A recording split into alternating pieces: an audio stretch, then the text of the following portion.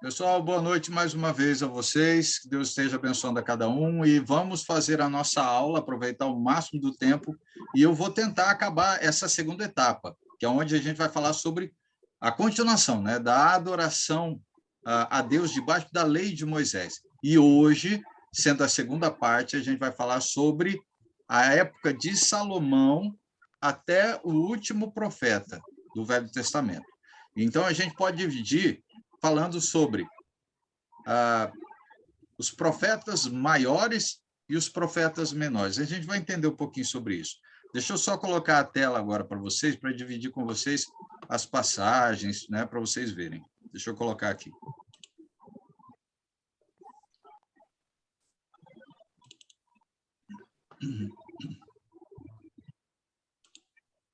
Já estão vendo a tela? Já. Sim. Ah, que bom.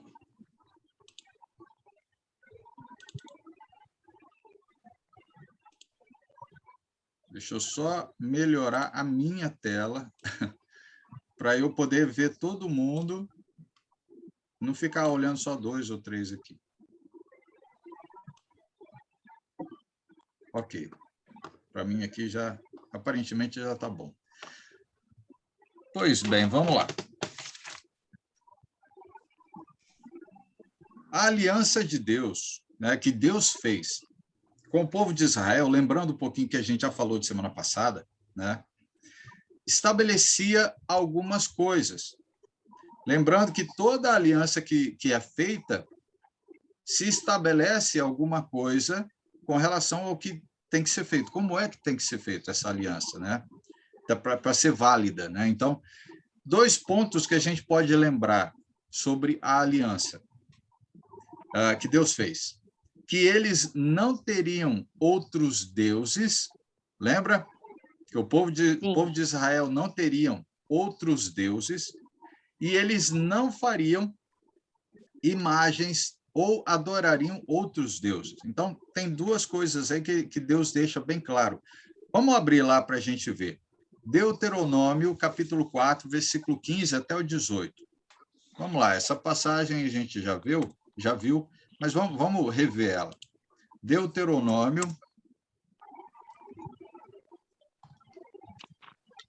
capítulo 4, versículo 15 até o 18. Abram lá. Pai, pode ler para nós? Posso sim. Até o 18. Isso, do 15 até o 18. Moisés continuou: quando o Senhor, nosso Deus, falou com vocês do meio do fogo, no Monte Sinai, vocês não viram a forma de ninguém. Portanto, tenham todo cuidado e não cometam o erro de fazer imagens para adorar. Não façam nenhuma imagem que sirva de ídolo, seja em forma de homem ou de mulher, ou de animal, ou de ave, ou de animal que se arrasta pelo chão, ou de peixe. Ótimo. O que nós vemos é Deus tratando a respeito de algumas coisas que são essenciais para que se mantenha uma aliança. E essa aliança, enquanto ela for mantida dessa forma, ela não é quebrada. Mas quando não se mantém, o que acontece? Quebra-se uma aliança. É interessante a gente pensar sobre isso, essa questão de aliança, porque ela tem valor até quando? Até onde ela não é quebrada. A gente até vai lembrar isso lá no Novo Testamento, quanto no Velho Testamento, mais no Novo Testamento, quando fala sobre casamento, né? Se quebrou a aliança, né, do casamento, então se rompeu. Por quê? Porque deixou de fazer algo que era essencial para se manter a aliança. E é a mesma coisa, essa ideia, com relação à aliança que Deus fez no passado, né? E mesmo que Deus fez no presente com Jesus. Não muda. Então, o que a gente pode dizer um pouco mais? Os patriarcas, né, que a gente lembra, Abraão, quem mais? Isaac e Jacó, que são os que são mais lembrados, são descritos como, não são descritos como idólatras. Eles não fizeram isso. Eles mantiveram o quê? A aliança que Deus fez com eles, né? E são lembrados como o quê? Heróis da fé. Exemplos deixados aonde que a gente vê? Qual é o livro que fala muito sobre esses heróis da fé? Lembram? Hebreus. Hebreus. Em particular, que a gente pode colocar assim, seria o capítulo 11 e o capítulo 12. A gente vai ver muito falar sobre eles, né, do passado, sobre a fé que eles tinham. E eles mantiveram essa fé. Eles mantiveram a aliança que eles fizeram com Deus, ou que Deus fez com eles, né? Tanto uma quanto a outra coisa é a mesma coisa, né? Então, agora vejamos. Os seus descendentes, que foram escravizados no Egito, que a gente pode dizer assim, podem ter se envolvido com a adoração a ídolos, os seus descendentes. A gente não vê isso sendo falado de Abraão, nem de Isaac, nem de Jacó. Mas a continuação deles, a gente vê que algumas coisas aconteceram nesse caminhar dessa promessa que Deus fez lá para Abraão, lembra? Deus fez uma promessa, que eles receberiam a terra, né? E eles não viveriam sem terra, eles teriam um local. Ok, isso aconteceu, né? Lá com Moisés. O problema é que essa descendência deles começou a deixar a aliança sendo rompida, e não era para acontecer isso. Então, a gente vê aí, ó, Êxodo, olhem lá a passagem, Êxodo capítulo 32,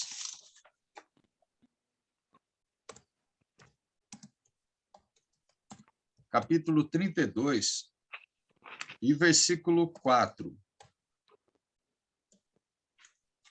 Vamos lá, vamos abrir. Vamos voltar um pouquinho, né, nos livros aí, e vamos ver o que eles estão, o que Deus está falando aqui.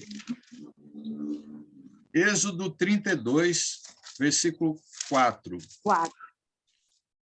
Zuleika, pode ler? Sim. Ele pegou os brincos, derramou ouro dentro de um molde e fez um bezerro de ouro. Então disseram, povo de Israel, estes são os nossos deuses, que nos tirarão do Egito. Que nos tiraram, né? Nos tiraram do Egito, tiraram. da terra do Egito. O que é que estava acontecendo com esse povo ali, depois de Moisés? A aliança estava sendo mantida ou não? Sim. Acho que sim. Não. Não? Não. O que é que estava acontecendo? Olha só bem no versículo 4. A gente comentou que até Abraão, Isaac e Jacó, que eram, a gente chama como patriarcas, né? Que é a época dos patriarcas, né? Não é a época da lei, então é a época dos patriarcas. Eles mantiveram a aliança que Deus fez com eles.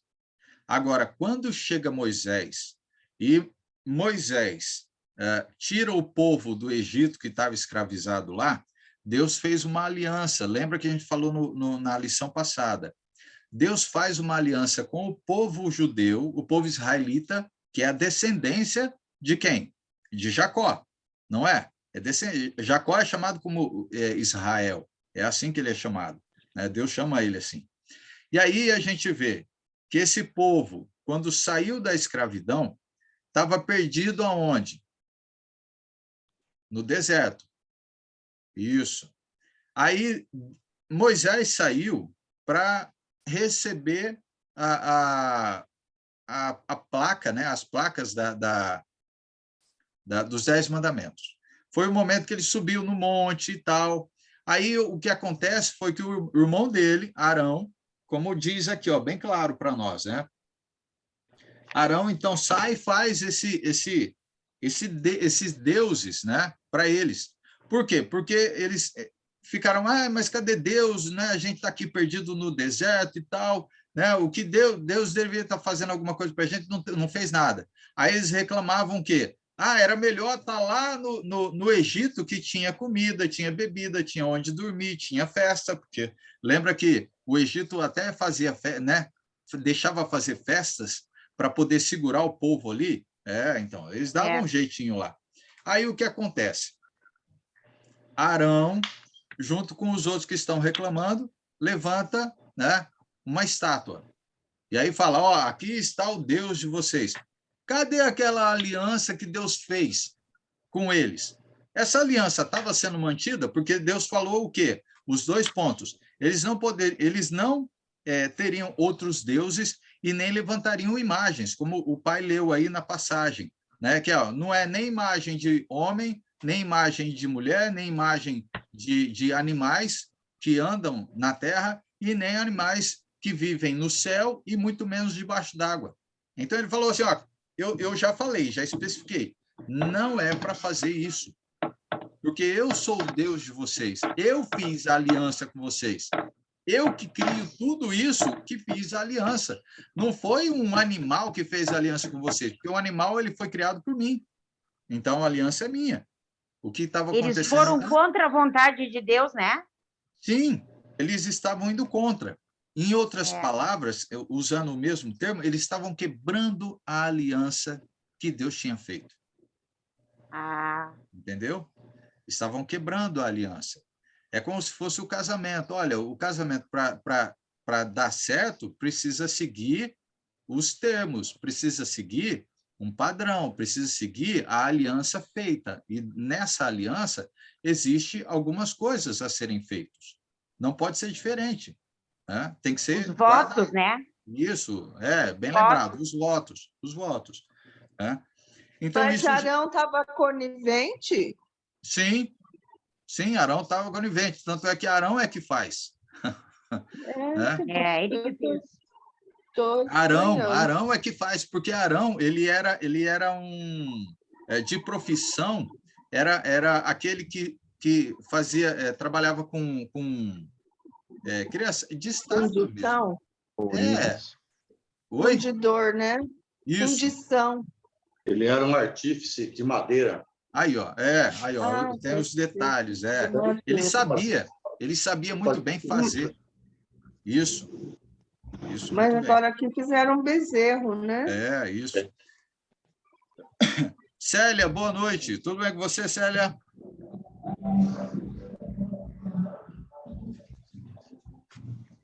Boa noite, irmãos. Boa noite. Boa noite, mulher. Boa noite. Bom ter você aqui. Obrigada, irmão. Amém.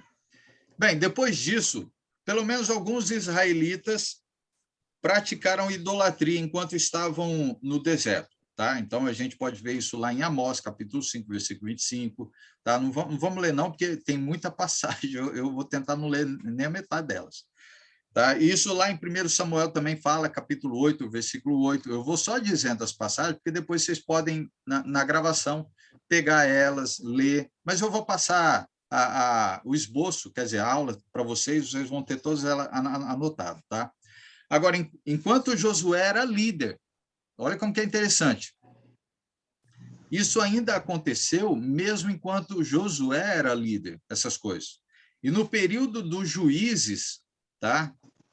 Tornaram-se muito mais idólatras nessa época. Isso a gente pode ver lá de Juízes, né? Capítulo 2, versículo 11 até o 19, ele vai comentar isso. Agora, podemos ver também o seguinte, que na época do profeta Samuel, ele pediu que o povo de Israel tirasse de seu meio os seus deuses estrangeiros. Samuel pediu isso, sendo um profeta. Aí, olha lá, olha o que ele falou lá em 1 Samuel, capítulo 7. Vamos lá, 1 Samuel, ainda antes de Salmos, né?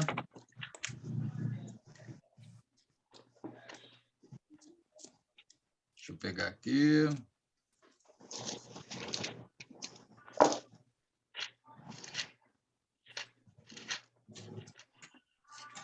Samuel é ainda um dos profetas antes de Salomão. Então, lá. 1 Samuel 7, capítulo 7, versículo 3. Tony, você pode ler para nós? 1 Samuel 7, versículo 3.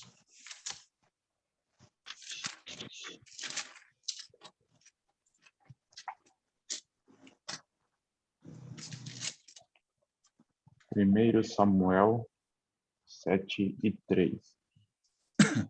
Falou Samuel à casa de Israel, dizendo: Se é de todo o vosso coração que voltais ao Senhor, tirai dentre vós os deuses estranhos e os astarotes, e preparai o coração ao Senhor, e servi a Ele só, e Ele vos livrará das mãos dos filisteus. Ok, muito bem, Tony, obrigado. Então, a gente está vendo que, na época ainda de Samuel, tá? Antes de chegar Davi, né, Salomão, o profeta Samuel já falava isso para o povo, né, já avisando. Olha, é para vocês largarem esses deuses, porque eles não são deuses, não é o Deus verdadeiro que livrou vocês. O que é que vocês precisam fazer? Deixar tudo isso e voltar o coração de vocês para Deus. Voltar o coração, né? Então, isso a gente vê do próprio Samuel. A idolatria, então, parece ter se espalhado rapidamente entre os israelitas após entrarem aonde? Em Canaã. E por isso que a gente está falando que é na época de Josué, porque Josué é quem entrou na Terra Prometida, não é? Passou Moisés, veio Josué, e aí entraram na Terra Prometida. Lembra que, nessa época, eu falo lembro como se talvez todo mundo estivesse naquela época, né? Mas eu não. acho que eu estava. Às vezes a gente tenta se colocar naquela época, né, para entender. Mas, assim, para aquele que já ouviu, já teve alguma aula sobre a história, né, do Velho Testamento, vai lembrar um pouquinho. Mas, nessa época que o povo israelita entrou na terra de Canaã, teve outros que moravam lá. E aí teve algumas situações em que o povo israelita se juntou, ao invés de destruir, porque Deus mandava uma coisa, eles não faziam. Aí era para obedecer, fazer uma coisa, não fazia, né? Aí pronto, tinha consequência, né? E isso aconteceu fazendo com que esse povo que era idólatra, que estava ali na terra de Canaã, começou a perverter o ensino que Deus deixou para o povo israelita, né? Então, isso a gente pode ver aonde? Lá em 1 Reis, capítulo 11, versículo 3 até o 5, mas não precisa abrir, não, ok? Outro, lembrando de Jeroboão, Jeroboão era um rei, o Emerson entrou de novo aí, caiu e voltou. Jeroboão foi um rei de Israel, mas isso foi após a divisão do reino entre o reino do norte e o reino do sul, né? Isso aconteceu depois, lá de Salomão, tá? Isso aconteceu depois, mesmo lá de Salomão. Ele fez 2 bezerros. Olha o que o rei, né, de Israel fez. 2 bezerros para Israel adorar. Mas por que ele fez isso? Olha só como que esse rei é medroso, né? Vamos dizer assim, e desobediente a Deus, né? Ele fez isso para evitar que esse povo, né, lá de Israel, porque ficou Israel e Judá, vamos dizer assim, ficou esses 2 povos, né? As 12 tribos se dividiram. E aí ficou a tribo do norte e a tribo do sul. A tribo do norte praticamente pegava quase todas, eu acho que 10 tribos, e aí chamava como o povo de Israel, né? E o outro era o Reino do Sul, que pegava ali Judá e tinha mais um, que era Benjamim. Isso, bem lembrado, Emerson, de Benjamim. Eu estava esquecendo o nome, eu lembrava que tinha mais um, né? Mas é isso aí. Então, eles chamam como o povo, né? O Reino do Norte e o Reino do Sul. E ele fez isso para evitar com que o povo do norte fosse para o povo do sul, lá para Jerusalém, adorar a Deus. E aí, então, ele cria, olha, agora vocês têm o Deus de vocês. 2 estátuas, e ele faz ali para que, então, esse povo não saia, não precise sair. Ó, vocês não precisam sair daqui da terra para ir para lá. Por quê? Poderia acontecer que esse povo, né, que depois dessa divisão, pudesse ir para lá e não voltar mais. Ele perdeu o povo dele. Então, ele inventou moda, né? Criar novamente o que o Deus já tinha proibido e corrigido o povo lá no passado. Mas parece que vai passando o tempo, o povo, ao invés de aprender com os erros dos outros, não aprende. Passa ano, passa geração em geração. Então, o que a gente faz? Né? Meus pais ensinaram a geração deles, a próxima. Somos nós. E nós precisamos fazer o quê? Ensinar a minha geração, que vem minhas filhas, para que elas não esqueçam disso. Não é para fazer o que no passado fizeram. Né? E hoje, a gente vê a mesma idolatria, parece que não mudou nada. Parece que não mudou nada, só passou de geração em geração e o povo ainda continua perdido. Né? Bem, uma observação, né? Eu coloquei aqui uma observação que vai falar sobre, deixa eu ver aqui, né? Depois que, então, esse rei, né, Jeroboão, fez isso, né, por medo do povo israelita se unir com o povo de Judá, né, que estava sendo governado por um descendente, lembrando, estava sendo governado, o povo de Judá estava sendo governado por um descendente de Davi. O Jeroboão não era, vamos dizer assim, né? Agora, de Judá era uma descendência de Davi. O interessante disso é que, lembra que Deus fez uma aliança com Davi? Eu não sei se quem já conhece um pouquinho da história, vai lembrar. Deus fez uma aliança com Davi e fez uma promessa que dele viria o Messias. Dele viria. Então, essa geração continua, né? E ali a gente vê que ali no Reino do Sul, quem estava dando continuidade e mantendo o povo era uma descendência de Davi. Mas só que também esse Reino do Sul também cai no erro de também fazer ídolos a eles. Bem, vamos entrar um pouquinho agora falando sobre alguns profetas. Os profetas maiores na adoração a Deus. Deixa eu pegar aqui. Lembrando, quais são os profetas maiores? Que a gente pode dizer assim, eu vou dizer o porquê, né? Mas vamos lá. Isaías é um profeta, tá? Um dos profetas maiores. Deixa eu colocar aqui na tela. Então, profetas maiores. Isaías. Quem mais? Jeremias. Quem mais? Abacuque. Não. Elias, não? Também não. Elias, não? Não, eu vou explicar o porquê. Não, Elias não. Ezequiel. Abacuque. Não, Abacuque é dos menores. E o último, Daniel. Moisés ou Daniel? Não. Isso agora eu estou falando depois de Salomão, ok? Quais foram os profetas que vieram depois de Salomão? Foram Isaías, Jeremias, Ezequiel e Daniel. São 4. Mas por que eu falo profetas maiores? Porque a Bíblia não fala que existia profetas maiores. Não.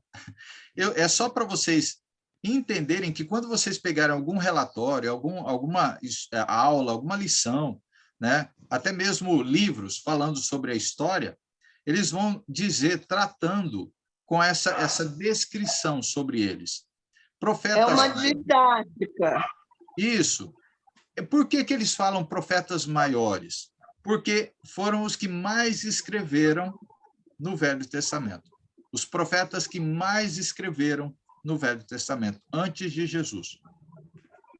Tá? Então, Isaías foi o que mais escreveu. Dentro deles, Isaías foi o que mais escreveu. Para quem já viu o livro de Isaías, sabe que ele é grande, não é pequenininho, não. Tá? Então, é assim que a gente encontra essa classificação hoje, na história, pelos escritores, é só para vocês se inteirarem como é que eles fazem. Né? Então, eles profetizaram, olha só, esses profetas maiores, que a gente pode dizer, eles profetizaram a Judá no período em torno do cativeiro babilônico. Aonde é que esses profetas viveram? Em Judá. Agora a gente entra na descendência de Davi, entendeu? Vamos para a descendência de Davi. E aí é onde a gente... Nicolas, vai fechar o portão, que deixa o portão aberto. Wellington, desliga o som. Opa. Então, a gente vai ver, esses profetas não são do Reino do Norte, são os profetas do Reino do Sul, que é a descendência de Davi, que vai chegar aonde? Até Jesus. Então, por isso eles aparecem e Deus lembra deles. Eles fazem parte porque Deus tem que proteger esse povo, porque vai vir quem? A descendência de Davi, que é Jesus. Então, vamos lá. O profeta maior e mais antigo foi Isaías, e ele ensinou que viver pecaminosamente significa pecaminosamente, seria viver em pecado constante, tá? Tornava inaceitável todos os esforços para se adorar a Deus. O que a gente pode entender sobre isso, né? O que vem a ser viver em pecado constante? O que a gente pode dizer? Alguém pode aí tentar decifrar isso?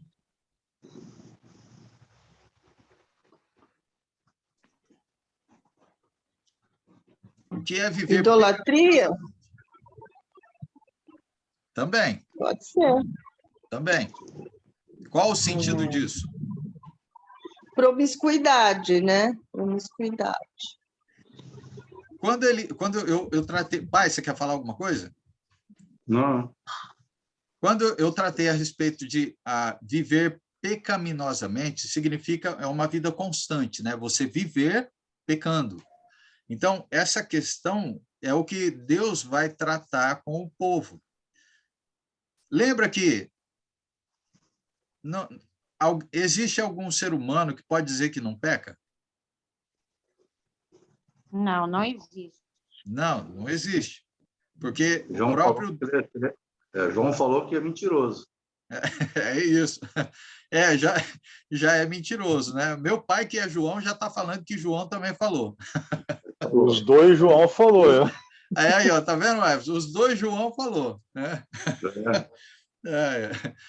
Então, pecar, todo mundo peca. Significa você errar. E pecar significa, em outras palavras, pecar significa errar o alvo.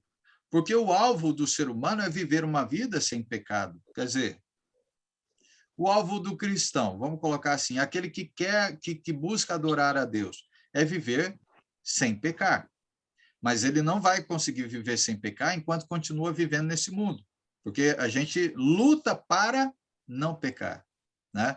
Então, essa é a ideia que então a gente vai ver dos profetas, e principalmente de Isaías, tratando essa situação. Que se você continuar vivendo pecaminosamente, não vai adiantar você dizer que adora a Deus, você falar que ama a Deus, você fazer tudo aquilo que o próprio Deus colocou para você fazer. Aí você faz tudo aquilo achando que está agradando a Deus, mas no íntimo, no seu coração já é pervertido, porque você continua vivendo uma vida em pecado. Significa assim, ó, vou pegar a ideia que a Maria Elisa falou. Viver pecaminosamente é você escolher viver na idolatria. É um exemplo. Viver pecaminosamente é você viver na continuidade de mentir. Quando você mente uma vez, pega gosto, você pegou o gosto da mentira, né? Porque é assim que o erro vem. Parece gostosinho, né? É gostosinho você errar, porque tem aquela sensação de que, né? E aí, no final das contas, a mentira é um engano. você está enganando as pessoas. Isso é viver pecaminosamente. Aí você pode colocar várias outras coisas que a gente pode lembrar sobre viver pecaminosamente. É a mesma coisa, igual quebrar a aliança. Você está casado, mas você está tendo relações com outras pessoas, relações íntimas, com outras pessoas fora do seu casamento. O que você está fazendo? Você está pecando, mas vivendo em pecado. Quer dizer, você continua fazendo o erro. Você faz 1, 2, 3, 10, você não para. Isso é quebrar a aliança, e para Deus não é permitido isso. Não é, porque ele fez uma aliança que é para ser duradoura, não é para quebrar ela. Essa é a ideia que, então, a gente vai ver agora com esses profetas. Bem, Isaías, então, expressou o desejo de Deus, não só de uma adoração correta, a ele dirigida, né, para Deus, mas também de um viver correto. Não é simplesmente você fazer. Fazer por fazer, qualquer um faz, né? Qualquer um, até estava explicando para a Zuleika, né, Zuleika? Você pode fazer tudo o que você acha que é bom e certo para Deus, mas se você não estiver em Cristo, é em vão. Então, é essa mesma ideia. Você pode querer, no povo, lá no passado, o povo judeu pode querer fazer tudo aquilo que Deus colocou para ser feito sobre a adoração. Olha, a adoração tem que ser desse jeito. Ele vai lá e faz. Mas o que adianta ele fazer tudo aquilo se, no íntimo, o coração dele já está pervertido, ele vive em pecado. Ele vive totalmente errado, a sua vida é totalmente errada. Aí, quando ele vai lá no templo, faz tudo aquilo, tudo bonitinho, tudo aquilo que Deus deixou, ele acha que está fazendo tudo certo? Está agradando a Deus? Não. O que normalmente ele vai conseguir fazer é enganar as pessoas que estão próximas dele. Não é assim que a gente vê, talvez, algumas pessoas? A gente olha para a pessoa dentro da igreja e fala assim, nossa, que bom, né? A pessoa ela é amável, é carinhosa, ela trata bem, ela fala palavras boas, motivadoras, mas sai dali, como é que é, né? O dia a dia dela? Lá na empresa, ele monta em cima das pessoas, faz zoeira danada, desfaz das pessoas, né? Das pessoas lá no próprio serviço. Durante o dia a dia da vida dele, ele caça confusão. Os vizinhos não querem nem ver ele. A vizinhança foge dele, a vizinhança foge dele. Isso aí não adianta. Que valor tem para Deus se a vida dele não condiz com aquilo que Deus deixou para ele? É só o ato? Não. Não é só o ato na hora da adoração que é válida. Não é. E é isso que Isaías estava chamando a atenção do povo. Bem, isso a gente podia ver, mas não vamos ler não, mas Isaías capítulo 1, versículo 10, ele vai tratar a respeito disso. Agora, vejam também. É uma vida dupla, né, Caco? Sim, uma vida dupla. Viveram numa vida dupla, né? É praticamente isso. Né? Então, olha só. Ele escreveu o seguinte sobre os esforços do povo em adorar. Vejam, Isaías capítulo 1, versículo 14 e 15. Esse vamos ler lá. Olha só o que Isaías está falando para o povo.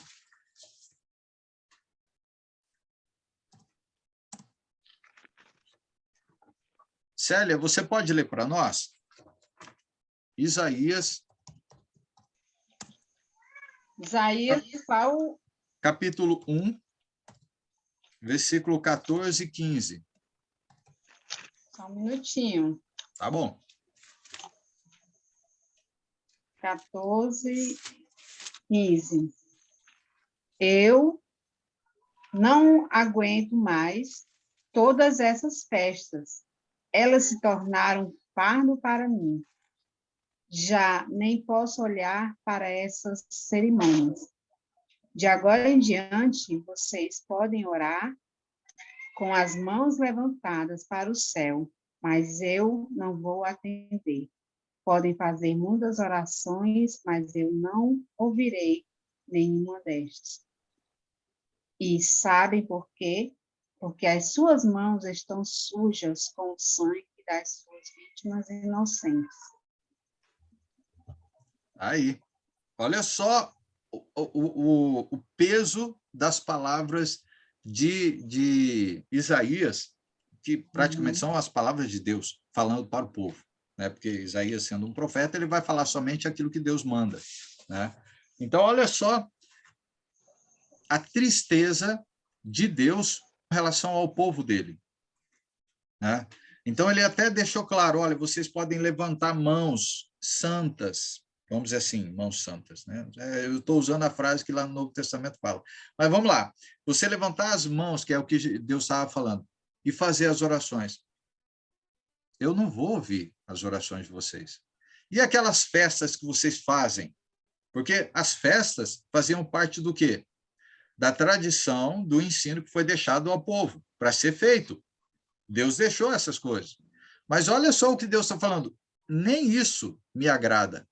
As festas que vocês fazem, que é consagrada a cada coisa, né, que é uma lembrança, nem isso me agrada. Vocês podem continuar fazendo, vocês podem levantar as mãos para o céu, vocês podem fazer a oração de vocês. Nada disso vai me agradar e nada disso vai fazer com que eu ouça vocês. Nada disso. Bem, a gente pode ver mais um pouco aqui. Podemos, então, dizer que Deus queria que o seu povo parasse de fazer o mal, que é o que eles estavam fazendo, praticasse, então, agora o quê? A bondade, a justiça, e aguardasse e ajudasse a quem? Os necessitados, porque eles estavam deixando todos de lado. Então, assim, olha, fazer o bem estavam deixando de fazer, estavam fazendo só o mal, né? Justiça, não existia justiça ali, não existe. E ajuda, muito menos isso, ajudar os mais necessitados, o povo não estava fazendo isso. Então, estava deixando tudo aquilo que Deus já tinha deixado como ordem. Agora, analisem comigo. Deus não disse que Deus não disse que ele não queria sacrifícios. Deus não falou isso. Nem reuniões ou observância dos dias santos na época da lei. Ele não falou que ele não queria isso, né? E podemos ver que as formas e métodos que o povo usava na adoração eram corretos. Olha como que é interessante. Eles estavam fazendo aquilo que Deus deixou para eles fazerem. Eles estavam obedecendo a tudo aquilo que fazia parte da adoração a Deus. Mas tinha algo que estava falhando. Não era o ato de fazer. Era a vida deles que não condizia com a vida que Deus tinha preparado para eles, que era uma vida de obras, vamos colocar assim, de boas obras. É uma vida de boas obras. E as boas obras só vêm de Deus. As más obras vêm do homem. Mas as boas obras vêm de Deus. Mas cadê as boas obras que esse povo devia estar fazendo? Não estavam. Não estavam. Não havia justiça, faziam injustiça no povo, não amavam, né? Não cuidavam um do outro. É tudo isso. Além da idolatria também, que também havia no meio deles. Mas tudo aquilo que Deus mandava fazer, eles faziam, né? Mas não era isso. Então, a adoração deles era inaceitável por causa da vida iníqua, de pecado deles. Pois esse povo vivia onde? Na iniquidade, no erro, no pecado, mesmo adorando a Deus em forma correta. Pode acontecer conosco hoje, a gente está indo na congregação, adorar a Deus no domingo, durante a semana, e a nossa vida não condizer com aquilo que Deus deixou? Podemos estar fazendo a mesma coisa que o povo no passado. Não mudou. Então, os profetas estavam lá avisando. O que é que nós hoje fazemos? Aqueles que receberam alguns dons para ensinar, para levar a verdade ao povo. Lembrando, eu posso até lembrar aqui de Efésios, né? Que a gente é como se é a continuidade de tudo aquilo do plano de Deus. O plano de Deus envolve isso. Olha só. Efésios fala assim, ó, Efésios capítulo 4, versículo 12, né? Versículo 11 e 12. É só para a gente fazer o engajamento com a lição. fala assim, ó, e ele mesmo concedeu uns para apóstolos, outros para profetas, outros para evangelistas, e outros para pastores, e outros para mestres. Bem, qual o fim de tudo isso? O fim de tudo isso é para o aperfeiçoamento dos santos, para o desempenho do serviço, para a edificação do corpo de Cristo, até que todos cheguem à unidade da fé, do pleno conhecimento do Filho de Deus, à perfeita varonilidade, à medida da estatura da plenitude de Cristo. Bem, em outras palavras, os profetas foram usados no passado para corrigir o povo e fazer o povo andar de forma correta, coerente, para agradar a Deus, porque a nossa vida é voltada a Deus. Se é que somos filhos dele, né? Hoje, né? Hoje a gente pode dizer que somos filhos, mas no passado lá era Deus, o Deus Todo-Poderoso, né? Mary, boa noite, tudo bem com você? E aí o que a gente vê? Aplicando para a nossa vida hoje, olha só o que Cristo fez. Cristo trouxe a igreja dele. E aí, para a igreja dele, ele falou, olha, uns concedeu apóstolos, né, o dom de apóstolo, o outro para profeta, o outro para professor, evangelista, mestre. Qual o fim de tudo isso? A mesma coisa que Deus fazia, que era cuidar do povo. E a mesma coisa que a gente faz hoje. Se nós não assumirmos o nosso papel que nós recebemos de Cristo, o que é que vai acontecer com o povo de Deus? Vai se perder. Totalmente, se perder totalmente, e começar a fazer tudo aquilo que antigamente fazia. Tudo aqueles erros que o povo fazia. Né? Isaías, então, está tentando corrigir eles. Bem, podemos concluir que Deus deseja a adoração correta da parte daqueles que querem, que vivem corretamente. Vidas pecaminosas podem fazer Deus rejeitar o quê? A nossa adoração. Então, a igreja pode estar adorando a Deus, todos juntos lá. Mas se a nossa vida não condizer com aquilo que Cristo nos ensina, que é para viver daquela forma, fazendo as boas obras, vivendo as boas obras, obras de transformação, obras que transformam a nossa vida, né? Para aquilo que Deus espera. Então, não vai adiantar nada nós irmos estar lá congregando, adorando a Deus no primeiro dia da semana. Não tem valor para Deus, porque a nossa vida não é sacrificial. Nós não mudamos o nosso comportamento, nós continuamos vivendo da forma errada.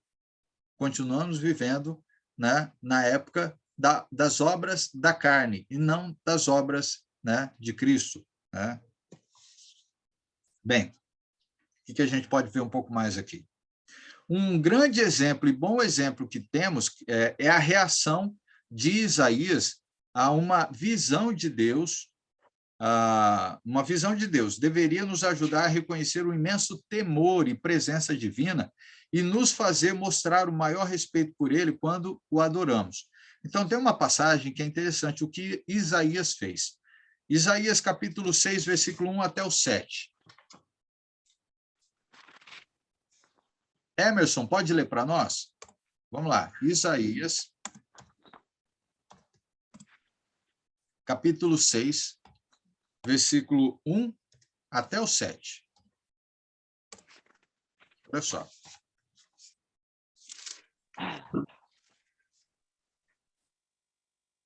Isaías, capítulo 6, versículo 1 até o 7. No ano em que o rei Uzias morreu, eu vi o Senhor sentado num trono alto e elevado. O seu manto se estendia pelo templo inteiro, e em volta dele estavam serafins. Cada um deles tinha 6 asas. Com 2 eles cobria o rosto, com 2 cobria o corpo. E com as outras 2 voavam. Eles diziam em alta voz uns para os outros: Santo, Santo, Santo é o Senhor Todo-Poderoso, e a sua presença gloriosa enche o mundo inteiro. O barulho das vozes dos serafins fez tremer os alicerces do templo, que foi ficando cheio de fumaça. Então eu disse: ai de mim, estou perdido, pois os meus lábios são impuros, e moro no meio de um povo que também tem lábios impuros. E com os meus próprios olhos vi o Rei, o Senhor Todo-Poderoso. Aí um dos serafins voou para mim, segurando com uma tenaz uma brasa que havia tirado do altar. Ele tocou a minha boca com a brasa e disse: agora que esta brasa tocou seus lábios, as suas culpas estão tiradas e os seus pecados estão perdoados. Olha só a visão. Obrigado, Emerson. Olha só a visão que Isaías estava tendo com relação ao Senhor. Então, o que acontece aqui, que pode trazer benefício para nós? Isaías deixou claro com relação ao temor e respeito que a gente precisa ter, né? O temor e o respeito. E Isaías percebeu que até mesmo ele precisava mudar o seu comportamento. Que ele mesmo lembra a respeito do quê? Da sua língua, das suas palavras. Então, tanto ele quanto o povo. Então, agora, o que então Isaías faz? Transforma a própria vida. Ele reconhece que ele precisa mudar e andar conforme a forma que Deus colocou para ele. E ele vai corrigindo a vida. E ele vai fazer com que o povo também faça a mesma coisa, corrija a vida, aprenda a ter temor a Deus e respeito por ele. Imagina, Isaías tendo essa visão, o povo deveria ter um respeito maior ainda, porque o povo respeitava Isaías sendo profeta, né? E diante dessas situações, o povo deveria mudar o seu conceito, mudar o seu pensamento. Então, deixa eu ver aqui. Aquele encontro que levou Isaías a reconhecer, então, a santidade e grandeza de Deus e sua própria pecaminosidade em comparação com a santidade, né, divina. Então, ali ó, a gente vê, Isaías estava reconhecendo a sua vida em pecado com a santidade de Deus. Então, veja um fato, né, de grande sabedoria também. Isaías capítulo 25, versículo 1 até o 4. Mila, você consegue ler para nós? Isaías 25. Sim, só vou localizar aqui. Tá.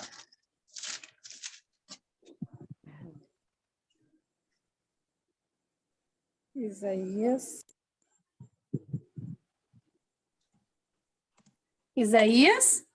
25, versículo 1 até o 4.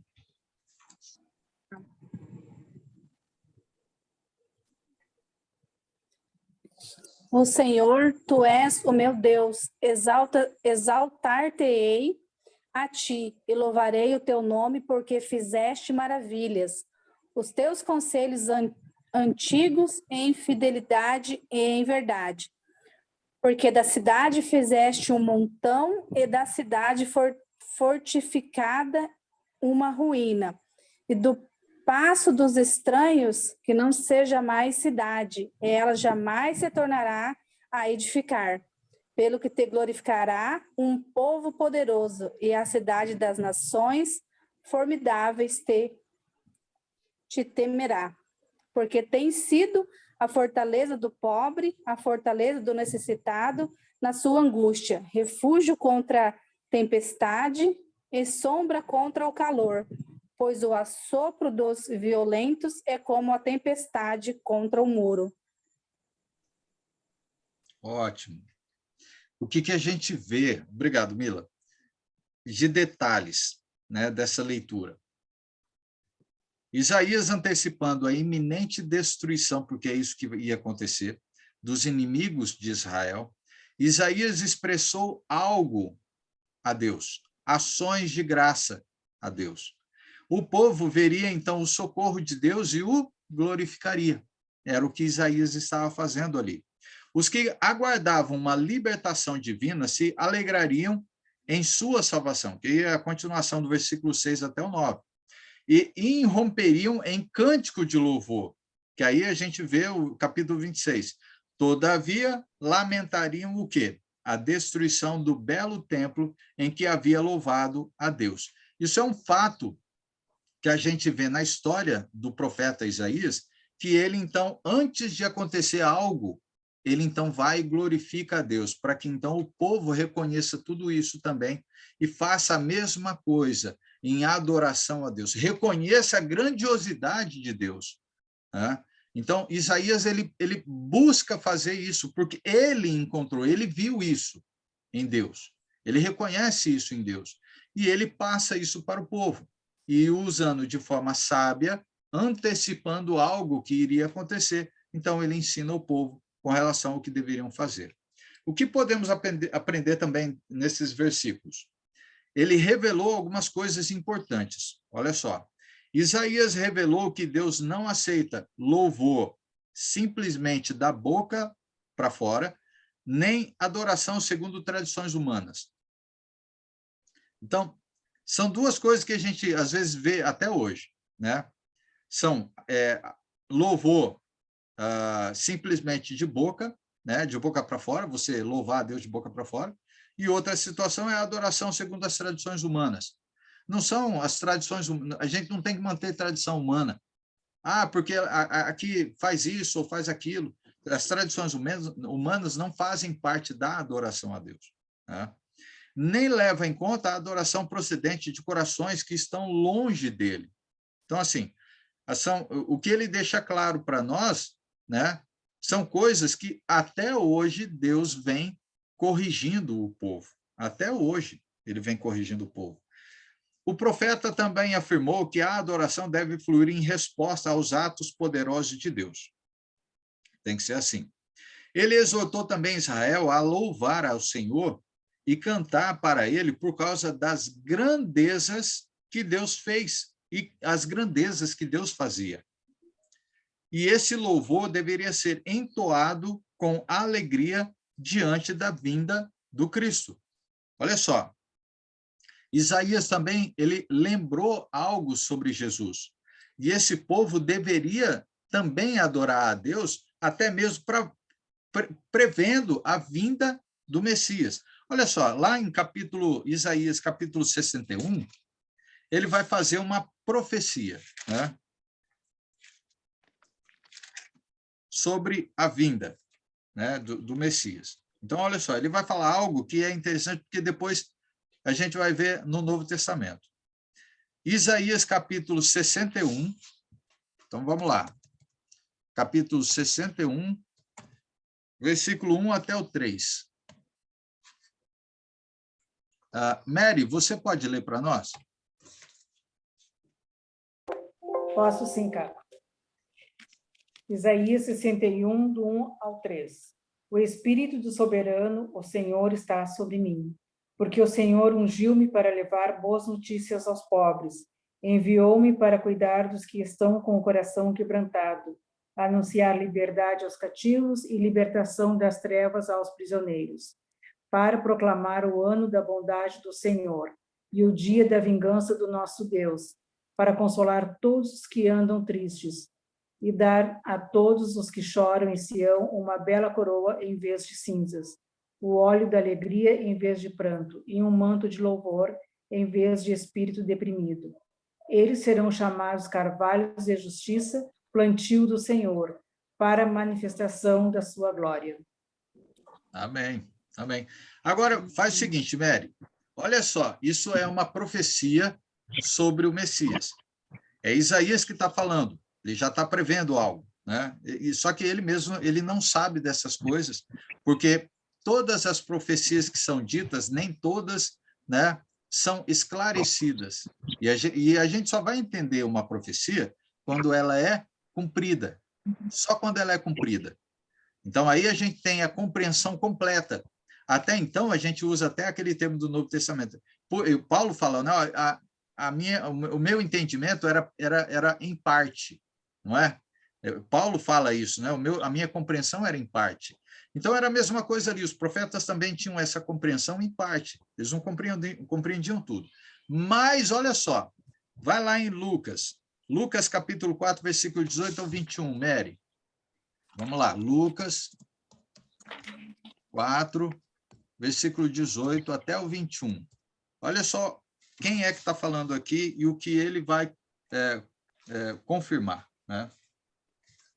O Espírito do Senhor está sobre mim, porque ele me ungiu para pregar boas novas aos pobres. Ele me enviou para proclamar liberdade aos presos e recuperação da vista aos cegos, para libertar os oprimidos e proclamar o ano da graça do Senhor. Até o... Cadê? 18 ao 21. Tá. Então ele fechou o livro e devolveu ao assistente e assentou-se. Na sinagoga, todos tinham os olhos fitos nele, e ele começou a dizer-lhes: hoje se cumpriu a escritura que vocês acabaram de ouvir. Todos falavam bem dele. Isso.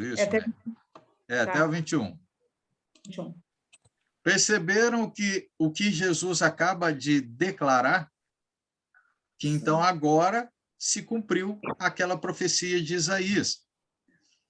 Então, a gente entende muito, é bem claro para nós, toda profecia só é entendida quando ela se cumpre.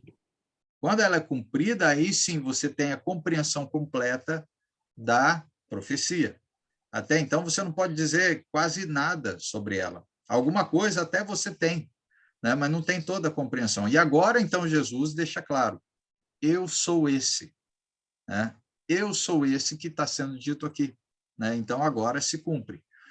Bem, a gente está vendo alguns pontos interessantes sobre os ensinos, né, de Isaías. Então, Isaías profetizou, né, que viria um tempo em que o respeito a Deus seria contínuo, de lua nova a lua nova, de sábado a sábado, que isso, então, viria quando? Né? É só continuar a leitura, porque os capítulos, né, que a gente vê de Isaías, ali, capítulo 61 para frente, a gente vai ver que ele vai comentando um pouco sobre aquilo que vai acontecer lá no futuro, né? E tem a ver com a adoração que nós hoje fazemos. Nós adoramos a Deus não em dias especiais em si. Todos os dias é dia de adorar o nosso Senhor. Nós temos um dia especial que é para a lembrança, principalmente porque é isso, é para a lembrança da morte de Cristo, pelo o que ele fez por nós, o amor de Deus, né? E pela compaixão, pelo amor de Cristo por nós, que é o domingo. Isso aí a gente vai chegar lá, porque as próximas aulas já vai começar a mostrar a respeito disso também. Mas esse é o ponto que a gente vê também de Isaías falando. O povo vai adorar a Deus todos os dias, né? Isso vai acontecer também no futuro, como também vai acontecer onde? Em outro ponto que a gente pode dizer é com relação ao quê? À vida eterna. Na vida eterna, todos os dias, eu não sei se lá a gente vai ter se vai se contar dias, né? Eu acho que lá não vai contar dias, não, né? Mas imagina, todos os dias da vida inteira nós estaremos adorando ao Senhor. É assim que vai ser, né? Essa é a graça que a gente vai receber de estar ao lado dele, né? Bem, vamos lá. A adoração no tempo de Jeremias. Vamos ver um pouquinho sobre Jeremias agora. Profeta Jeremias. Bem, embora Jeremias não tenha dito muito sobre a adoração a Deus, ele falou muito contra a idolatria. É um dos pontos que ele continua, os profetas continuam fazendo. Ele afirmou que Judá, tendo se tornado igual a Israel, olha só, lembra que eu falei, esses profetas são ali para o povo de Judá, o reino do sul, né? O reino do norte não tem, é interessante, mas o reino do norte não tem os profetas de Deus. Tem outros, mas não são de Deus, não são, né? Então, ali, ó, Jeremias afirmou que Judá, tendo se tornado igual a Israel, provocou a Deus, abandonando para servir a quem? A ídolos. Olha o povo de Judá também fazendo a mesma coisa, né? Isso a gente vê lá de Jeremias 19, 4 e 5. Os quais eram tão numerosos quanto suas cidades. Olha só o que é que Jeremias está falando. Olha, os deuses que vocês estão fazendo já são mais numerosos do que a quantidade de cidades que existe no povo de Judá, na terra de Judá, nesse reino do sul. Existem mais deuses do que cidades. Imagina se cada cidade tem 2 deuses, né? Então, o povo já não sabe mais a quem ouvir, né? Daqui a pouco ouve esse, ouve aquele, né? Hoje a gente vê muita gente fazendo praticamente a mesma coisa, né? Então, tendo tantos deuses, estavam imitando a adoração idólatra de nações pagãs que estavam na circunvizinhança ali de Judá. Eles ofereciam sacrifícios a outros deuses e adoravam ídolos estrangeiros, negligenciando o Deus verdadeiro. Isso a gente vê lá de Jeremias 7 e 18. Agora, vejam que, por causa disso, que estava acontecendo também com o povo de Judá, Jeremias fez uma pergunta que deveria parecer talvez absurda entre eles. Mas fala assim, ó, capítulo 2, versículo 11, Jeremias 2 e 11. Abram lá. O Velho Testamento, Jeremias ali depois de Isaías, né? Jeremias, capítulo 2, ele já estava avisando o povo que o povo estava andando igual o povo de Israel, né? Que é o reino do norte. Então, Jeremias, capítulo 2, versículo 28.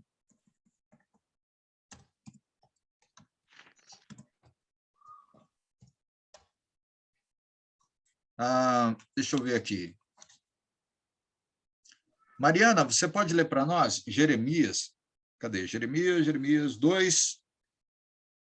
Versículo 28.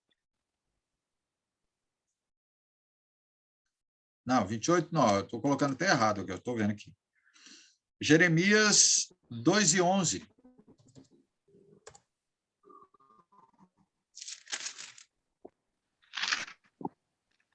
Posso, peraí. Houve alguma nação que trocasse os seus deuses, posto que não eram deuses? Todavia, o meu povo trocou a sua glória por aquilo que é de nenhum proveito. Olha só a pergunta, né, que Jeremias faz para eles. Ele já dá a resposta. Todavia, o meu povo trocou a sua própria glória, né, a sua glória, por aquilo que é de nenhum proveito. Ele está deixando claro, olha, tudo isso que vocês fizeram, trocaram o Deus verdadeiro por um monte de deuses. Será que a quantidade de deuses é o que invoca, é o que vale a pena? O que adianta vocês terem lá milhares de deuses? Nenhum deles vai fazer o que o Deus Todo-Poderoso fez por vocês. Vai conceder tudo aquilo que o Deus Poderoso fez. Nenhum deles, né? Então, é uma pergunta que é sem cabimento para eles. Israel fez isso e aprendeu a jurar também. Olha só como que acontece. Israel fez isso, o mesmo, né? E aprendeu a jurar por Baal, para a sua própria derrota, Israel, Judá, né? Ali. E aí a gente vê que Jeremias vai falar, capítulo 7, versículo 6, ele vai falar isso. Mas agora, olha só, analisem comigo uma outra passagem. Jeremias 10, 11 ao 15. Vai lá, Jeremias 10. Vamos analisar essa passagem aqui. Versículo 11 até o 15.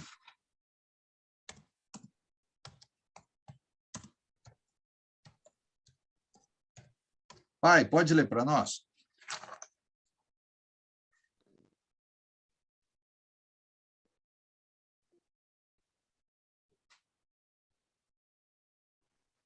É Isaías, né?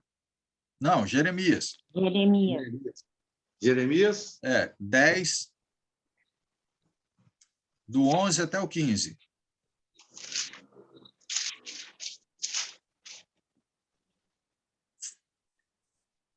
Olha só, o que é que Deus vai falar para esse povo? Digam às nações que os deuses que não fizeram a terra e o céu serão destruídos. Eles desaparecerão completamente da terra. Pelo seu poder, o Senhor Deus fez a terra. Com a sua sabedoria, ele criou o mundo. E com sua inteligência, estendeu o céu como se fosse uma coberta.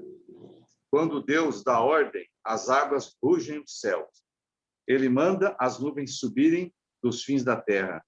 Ele faz o raio para a chuva e manda o vento sair dos seus depósitos.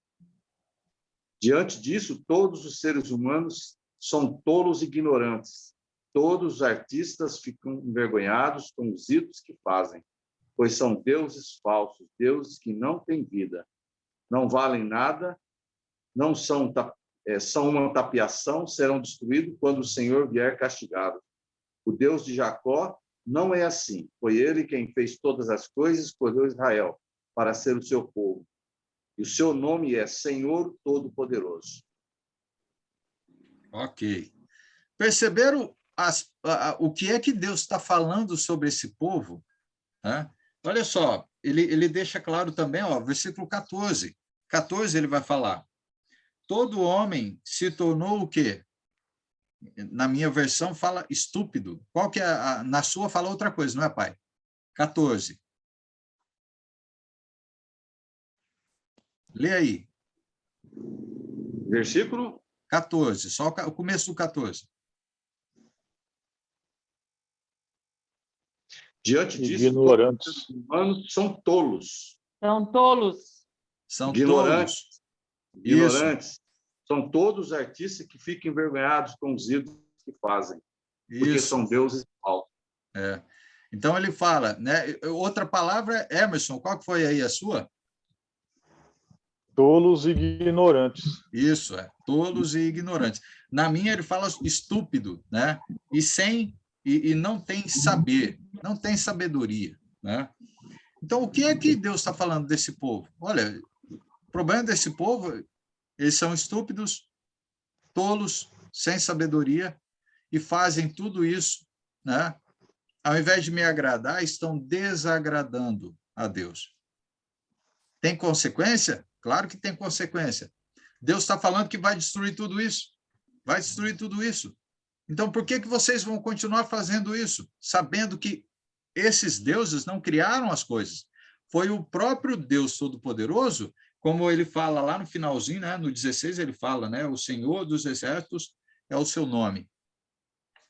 Então, está faltando o quê para o povo?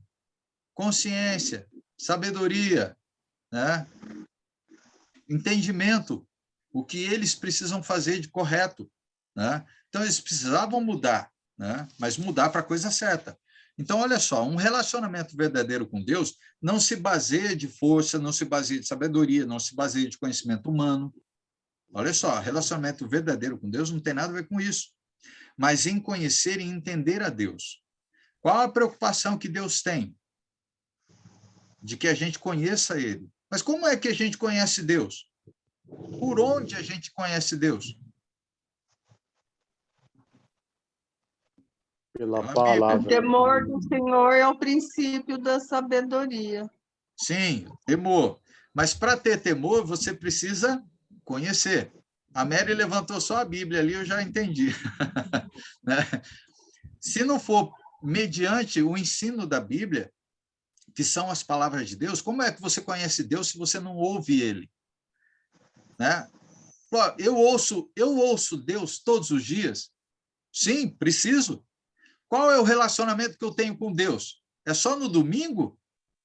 Quando é que eu falo com Deus? Né? Eu posso até falar com Deus todos os dias, quer dizer, talvez só eu que fale, né?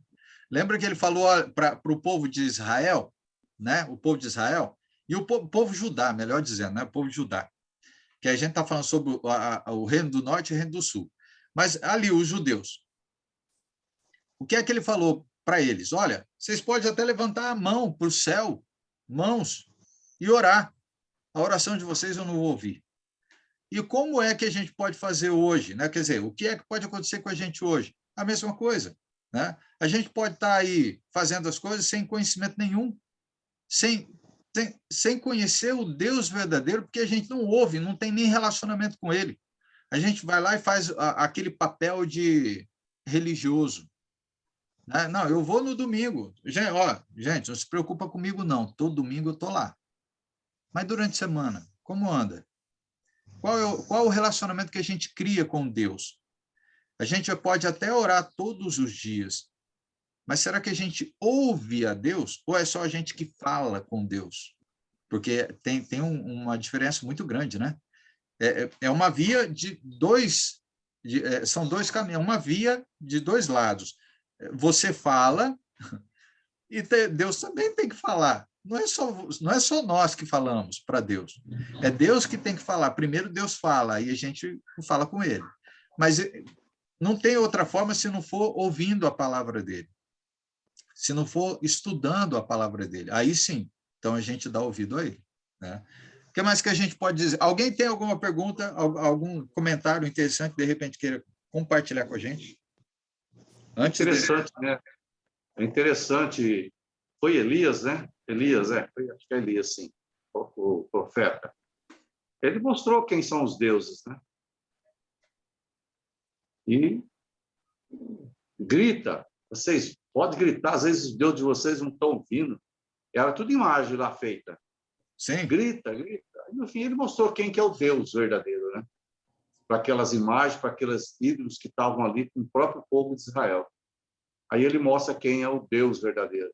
Onde ele mata todos os sacerdotes falsos. Sim. Elias, ele enfrentou, né? Ele desafiou, quer dizer, Deus desafiou os deuses deles, né? Foi isso mesmo. Bem lembrado, pai, essa questão de Elias aí. É um bom ponto para a gente, né, analisar com relação a isso tudo que estava acontecendo, né? E o povo parece que, ao invés de aprender, continuava errando. Olha que os profetas continuavam corrigindo o povo, né? E a gente faz a mesma coisa até hoje. Bem, deixa eu ver aqui onde é que eu parei aqui para eu não me perder. Bom, vamos concluindo esse ponto aí falando sobre Jeremias. Então, podemos concluir que reconhecer as bênçãos de Deus e quem Deus deve nos motivar também a adorá-lo.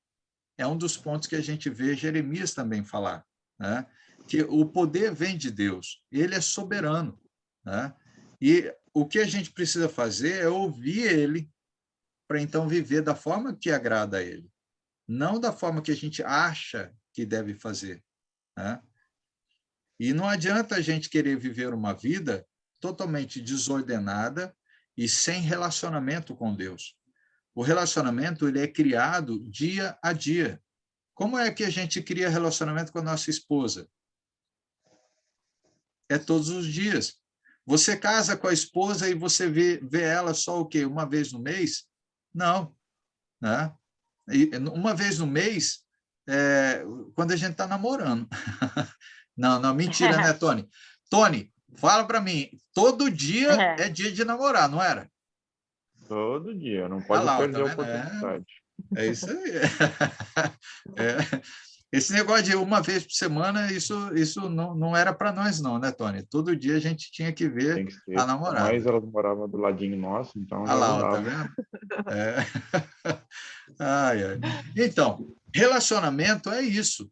Você cria relacionamento todos os dias com Deus. E precisa ser o mais próximo possível. Agora, se você mantiver um relacionamento distante com Deus, aí o que acontece? É o que o povo estava fazendo no passado. Bem, outro que a gente pode falar, profeta Ezequiel. Vamos lá, um pouquinho sobre ele. Assim como Moisés, a gente pode dizer, e Isaías, Ezequiel mostrou temor quando reconheceu que estava na presença de Deus, porque nós vemos que Moisés estava na presença de Deus, e Isaías passou por isso que a gente leu aí também.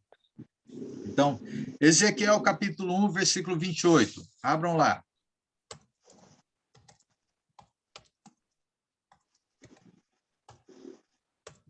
Vamos lá.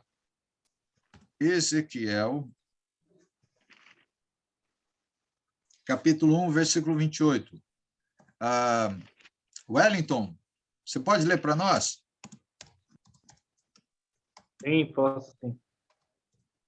Ezequiel 1, versículo 28. Isso. Tal como a aparência do arco-íris nas nuvens de um dia chuvoso, assim era o resplendor ao seu redor. Essa era é a aparência da figura da glória do Senhor. Quando a vi, prostei-me com o rosto na terra. Eu vi a voz de alguém falando. É isso mesmo? Isso, é isso mesmo. Ele vai dizer o que é que ele fez. Por quê? Ele estava na presença de Deus, né? A gente vê que Ezequiel também passou por essa situação, de estar na presença. Então, o que ele diz? Assim era o resplendor em redor, né? Que ele fala. Esta era a aparência da glória, olha só, a aparência da glória de Deus, né? Do Senhor. Vendo isso, caí com o rosto em terra e ouvi a voz de quem falava. Então, olha, não é nem Isaías, nem Moisés, nem Ezequiel, eles estavam na presença de Deus, mas eles não viram Deus, né? É interessante falar isso, porque eles viram o que de Deus? A glória dele. A glória dele, né? E eles, então, exaltaram, glorificavam a Deus, né? Isso já bastava para o povo, sabendo quem eram os profetas. E o povo precisava voltar para Deus, né? Então, podemos ver que Ezequiel denunciou os ídolos também, tal como fizeram os demais profetas. Ele também falou da destruição que sobreviria por causa deles. Então, analisem comigo, olha só. O que foi o que o profeta disse? Lá em Ezequiel 6, 4 ao 7. Abram lá, Ezequiel 6. Vamos analisar isso aqui. Do 4 até o 7. Zuleika, pode ler para nós? Oi. Ezequiel 6, versículo 4 até o 7. Isso.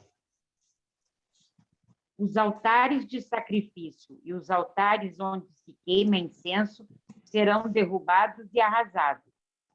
Todas as pessoas ali serão mortas na frente dos seus ídolos.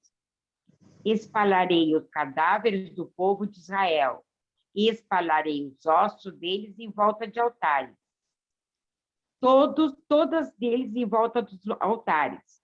Todas as cidades de Israel serão arrasadas, e os lugares onde se adoram ídolos serão destruídos.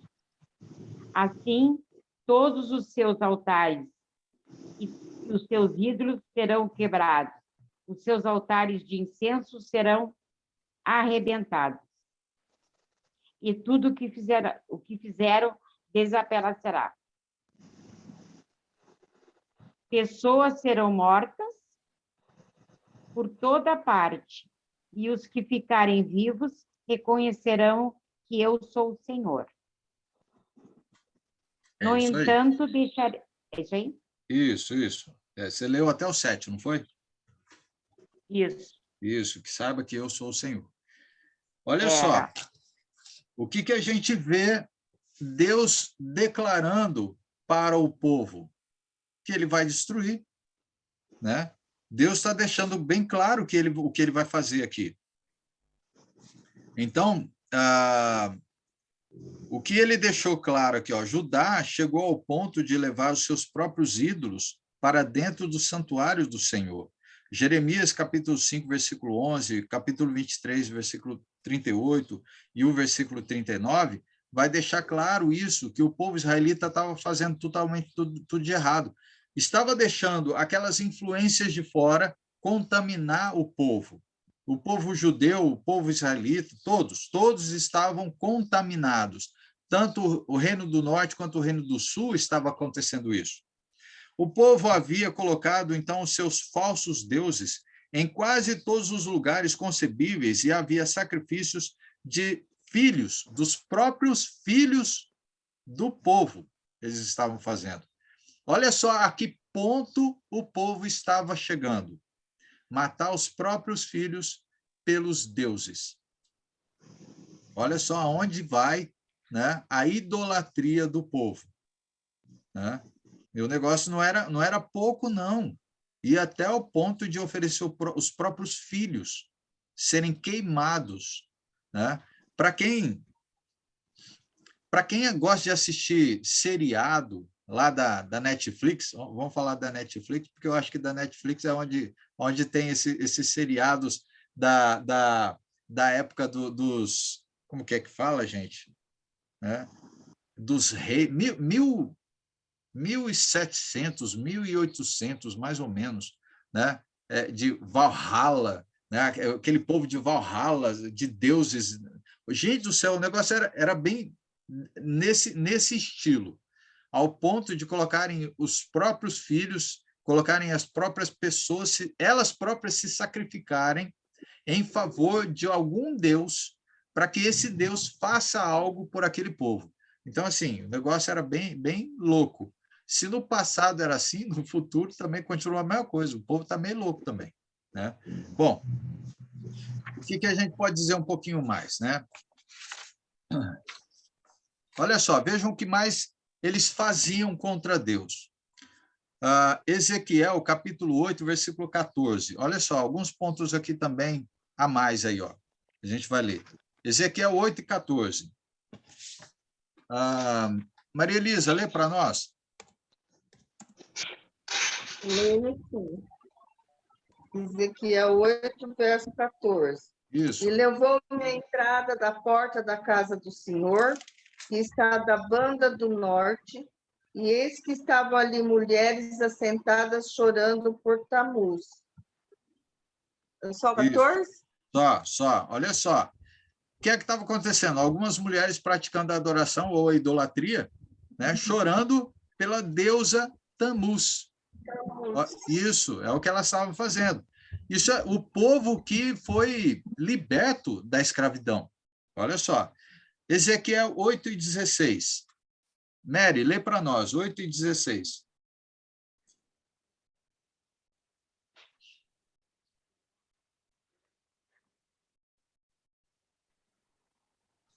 Ele então me levou para dentro do pátio interno da casa do Senhor.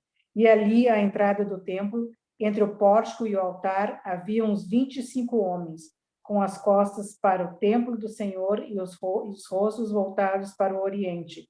Estavam se prostrando na direção do sol.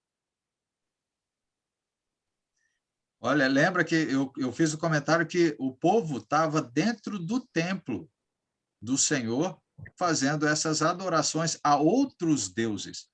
Olha a que ponto chega a idolatria, a que ponto chega a falta de temor a Deus.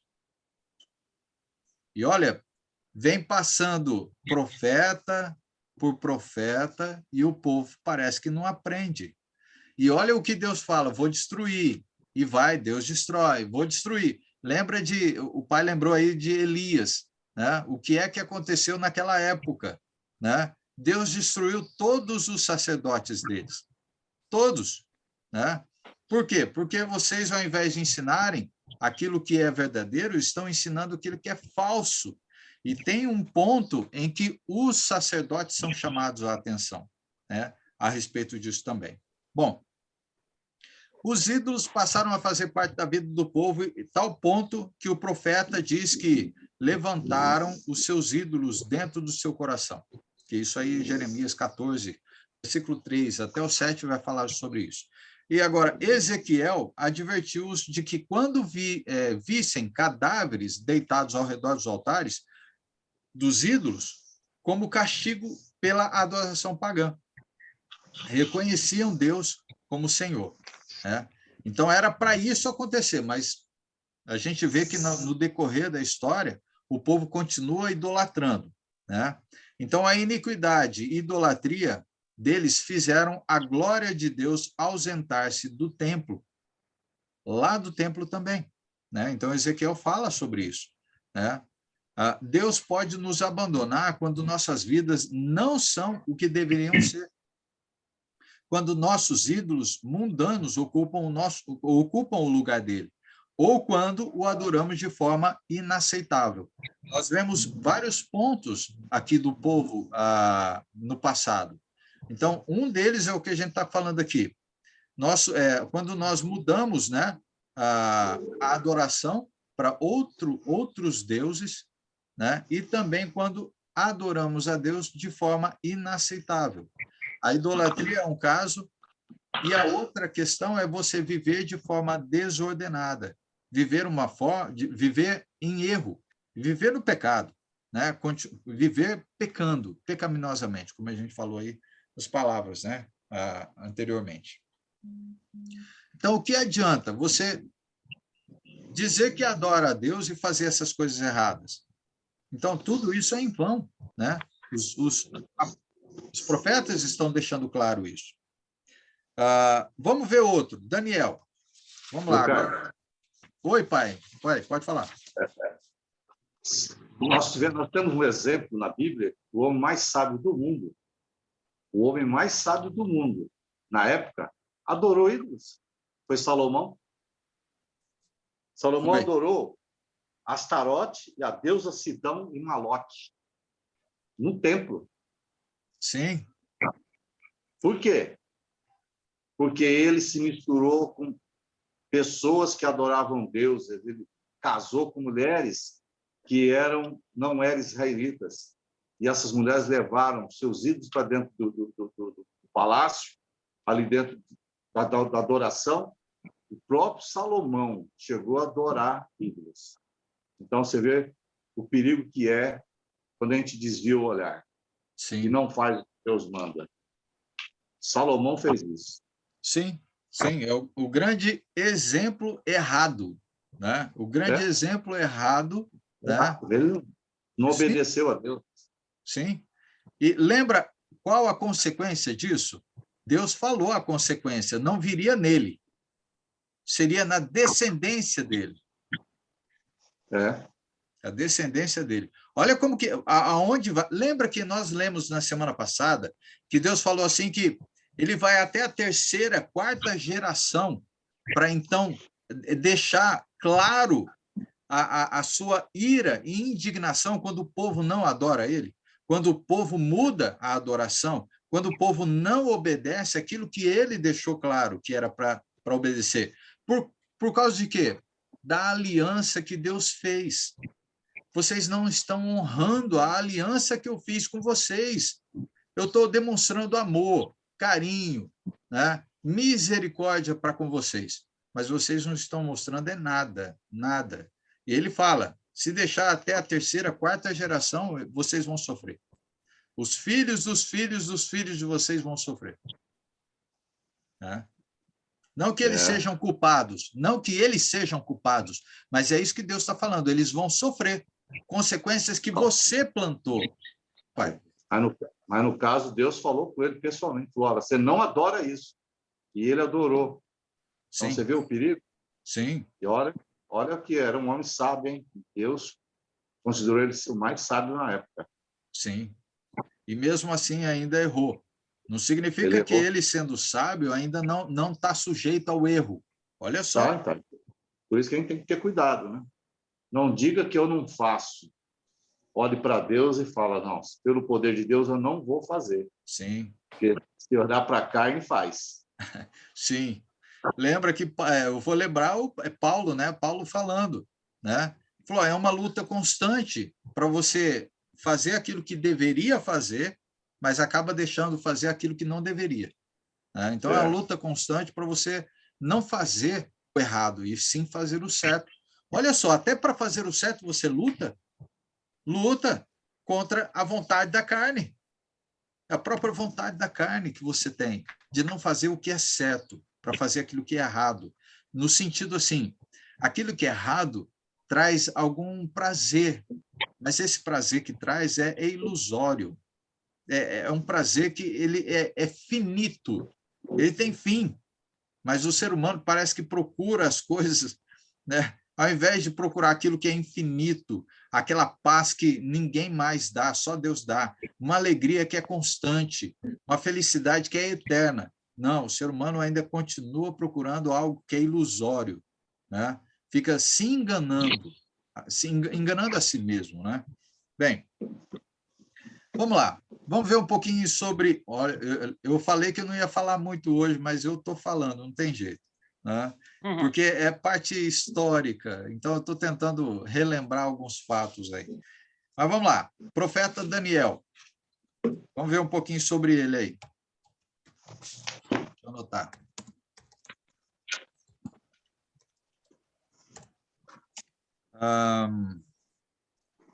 Vejam só, deixa eu lembrar um pouquinho sobre a história, né? Na época de Daniel também. Na época de Daniel, teve o rei Nabucodonosor, né? Que chegou à seguinte conclusão quando Daniel interpretou o seu sonho. Vamos lá, Daniel 2:47. Daniel 2:47.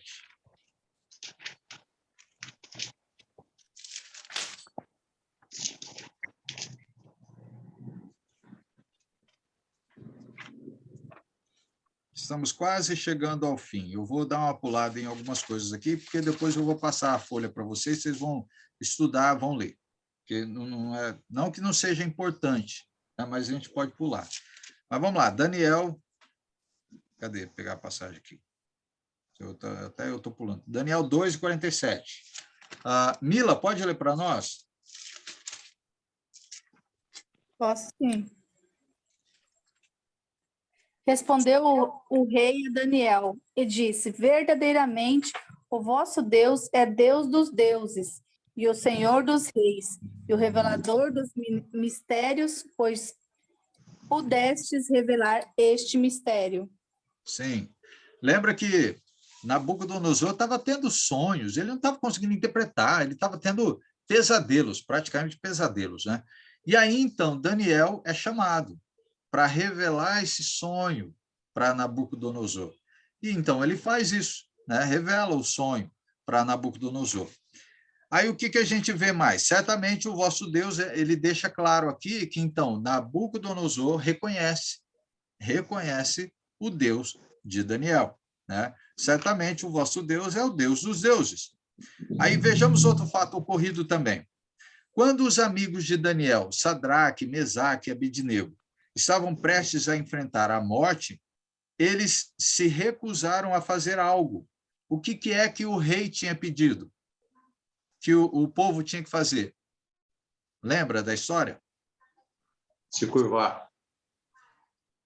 Se curvar, né? Então, Curvar perante ele. Isso, perante o rei. O que é que eles fizeram? Sadraque, Mesaque e Abidnego. Eles obedeceram ou não? Não, ele falou que só curvaria perante Deus verdadeiro, não a um rei. Olha só a coragem e temor. Olha o respeito que eles têm com relação a Deus, né? Então, a gente vê isso aonde? Tem um ponto aí da história que a gente pode ver também. E, por causa disso, foram lançados aonde? Na fornalha. Essa é a história. O rei, então, adorou a Deus quando viu que eles foram protegidos do fogo.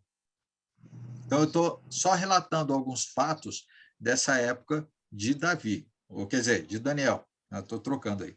Então, pergunta, o que o rei Nabucodonosor declarou? Olha só, capítulo 3, versículo 29.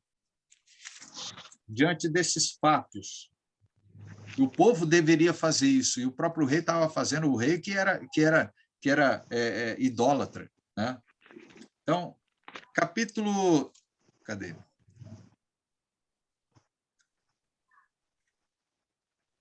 Onde... 3, versículo 29. Capítulo 3 e 29. Tony, lê para nós aí.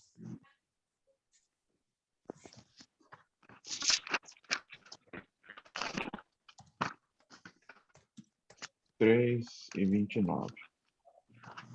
Portanto, faço um decreto pelo qual todo povo, nação e língua que disser blasfêmias contra o Deus de Sadraque, Mesaque e Abidnego seja despedaçado e as suas casas sejam feitas em monturo, porque não há outro Deus que possa livrar como este. Amém. Olha, amém, amém, amém. Olha só, o próprio rei está reconhecendo isso, né? Diante da grandeza de Deus, do Deus verdadeiro. Ele reconhece somente esse Deus é verdadeiro. Esse pode fazer essas coisas. Os outros que vocês dizem, que vocês falam, né? Nenhum pode fazer isso que ele faz. Então, ele faz uma declaração, né? Que aqui, como que é? Quer dizer, nação é língua de contra... se alguém disser algo contra o Deus de Sadraque, Mesaque e Abednego, seja despedaçado, e as suas casas sejam feitas em montouro. Olha só o que está acontecendo nessa época. O próprio rei está reconhecendo isso. E o povo deveria reconhecer, mas o povo não reconhece, né, a grandiosidade do poder de Deus. E aí o que a gente vê mais aí? Por causa desses sinais e maravilhas, Nabucodonosor conclui o seguinte a respeito de Deus. Capítulo 4, versículo 3. Lê para nós aí, Célia, 4, versículo 3 de Daniel. Olha só o que Nabucodonosor diz. Uhum. É quase impossível acreditar. Foi um grande milagre. Agora eu tenho certeza de que o seu reino é eterno. Agora sei que ele reina para sempre. Amém. O próprio rei reconhecendo isso, um rei idólatra. Na minha versão, a gente vai lembrar de um hino, né, que os cristãos cantam. A Mary lembra aí, ó, né? Quão grandes são os seus sinais e quão poderosas são as suas maravilhas. O seu reino é sempre eterno e o seu domínio de geração em geração, né? Então, isso virou um hino para nós, né? Nós cantamos isso. O rei também fez declarações semelhantes após testemunhar o poder de Deus em outras ocasiões. Mas a gente não precisa ler, não. Depois eu vou passar a folha para vocês, tá? Que é o capítulo 4, versículo 34 para frente, ele vai fazer outros relatos também. Então, pergunta, e nós, como devemos agir nos dias de hoje, sabendo dos grandiosos feitos de Deus? Qual a nossa atitude, usando o próprio Nabucodonosor de exemplo? O que é que a gente precisa fazer?